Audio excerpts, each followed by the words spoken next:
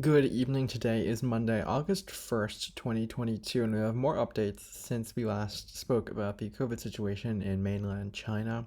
That was on July 16th, and now today is August 1st. So we're going to run through all of the different things that have happened since then and how the Chinese government is handling the pandemic within its own borders. So on July 16th, as China was dealing with a heat wave where temperatures were passing 40 degrees Celsius in many parts of the country, we still had partial lockdowns and mass testing ongoing in different parts of the country. This here from the South China Morning Post, noting that a city on the border with Russia, Jiamuxi, they closed businesses and public venues for 3 days after a single case was identified there. And we saw similar measures in other parts of the country, trying to eliminate the virus as quickly as possible. A lot of local smaller jurisdictions seeing what happened with Shanghai back in April and wanting to get ahead of the virus before it gets ahead of them. The next day, July 17th, Shanghai again continuing with this almost endless mass testing. They held mass testing between the 19th and 21st of July in these specific districts here. And I should also just note that generally mass testing at this point, July 18th, not now, was mandatory through July 31st. So a more focused effort here to determine how much the virus is spreading within these communities, but still not out of the ordinary for something that is ongoing and has been ongoing for quite some time in the city of Shanghai. Macau, which had been imposing a citywide lockdown, continued mass testing there. They started their 11th round on July 18th. And all the casinos, really a central part of the city's economy, were still closed. And that was until Friday. And I'm not entirely sure what date that was. Potentially July 22nd. Yes, July 22nd. Friday, July 22nd is when things were going to be opening up again.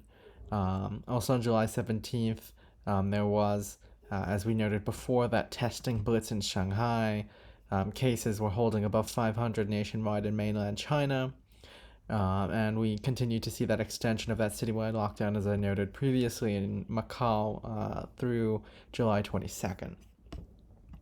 By the 19th, you had the introduction of some restrictions as well in Tianjin in the north of China, near Beijing. There was a handful of infections there that forced the city to shut down a lot of venues, including some kindergartens, tutoring agencies, and so they, along with Shanghai and Macau, were now facing an outbreak that much smaller in comparison to what cities like Shanghai have experienced in the past, but nonetheless one that they took quite seriously, and ordered these restrictions for on the 19th of July. And then we have this again from Bloomberg on 19th of July. Lonjiao, e-virus hotspot, starting a campaign to find hidden cases in Beijing, extending a ban on wedding parties. Not entirely sure what Lanzhou is, but you do have these smaller, well, not actually smaller, but large outbreaks in small communities in Guangxi and Gansu province. And so really trying to stamp out the virus there, even though it's not, Shanghai or Beijing, but officials having to work quite quickly there to do what they can. And then we had Shenzhen on July 20th here, starting to report some local cases, 14 of which were symptomatic, 5 asymptomatic, so 19 indigenous cases there on the 20th of July in Shenzhen, and that really becoming a problem as we go through July.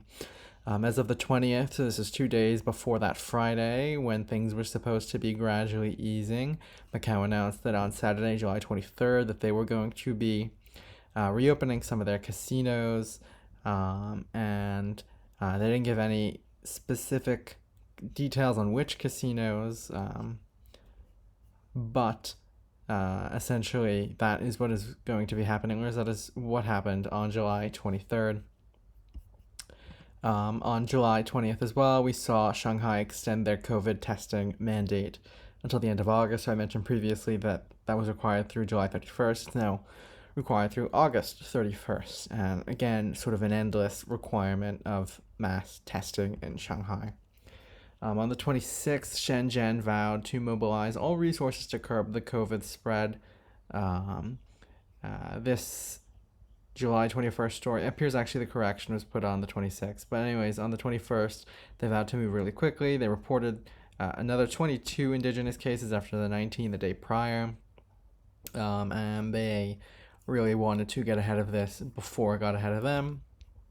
We have this update as well from Crisis 24 about the restrictions in Xi'an, which had introduced that 10-day lockdown earlier in, I believe, June or July. But they were easing restrictions as of the 22nd in different parts of the city.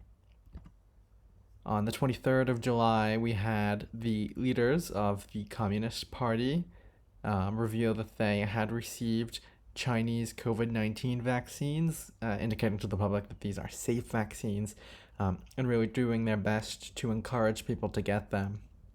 That really being another large obstacle to China's pandemic policy is that you have a lot of people that are elderly that are not vaccinated and feel that since the country is pursuing the zero COVID strategy, there's no incentive for them to get vaccinated because there is no COVID in the community. On July 24th, Macau residents were ordered to test daily for COVID through the 31st, and that continued and has come to an end by now. Also on the 24th, Shanghai ordered mass testing in certain districts between the 26th and 28th of July, again with this incessant mass testing to stamp out whatever cases they can find. On July 25th, again, Shenzhen continuing to battle its outbreak. You had a few of the technology companies that operate there in Shenzhen forced to operate in a closed loop system. Basically, all workers must live at work so that COVID cannot travel out of the workplace or into the workplace, and industry can continue as normal. On the 26th, Wuhan, which is where the pandemic started in late 2019 and early 2020, implemented some restrictions after they recorded a case. I believe one case, not entirely sure, maybe two cases. But they, what did they do? They shut some businesses and public transportation in one of their districts. I believe it was a suburban district, the Jiangxia district there with 900,000 people, 3-day restrictions from Wednesday, July 27th through Friday, July 29th, and that again to stamp out the virus. And I also believe that these were the first restrictions in Wuhan since April 2020 when they ended their citywide lockdown, one of the first lockdowns in the world to stamp out the virus. On July 27th, Beijing reopened for international flights. Really had been cut off quite significantly from the rest of the world. But there are still significant quarantine requirements for people traveling into Beijing. So a move in the right direction for Beijing's economy, but nonetheless still some significant obstacles with the zero COVID strategy before things return to normal there in terms of getting back into the city of Shanghai.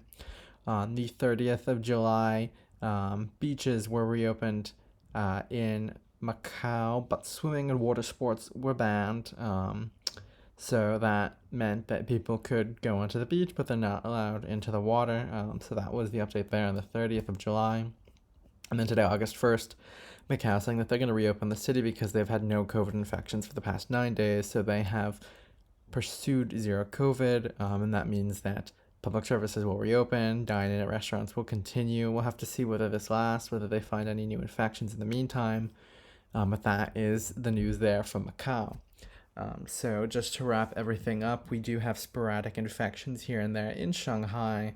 I should note that in the past few days, those numbers have been approaching zero. It's not entirely clear how long that's going to last, but it's a good sign for the city government there that these strict restrictions are working and that mass testing will continue through the end of the month to August 31st.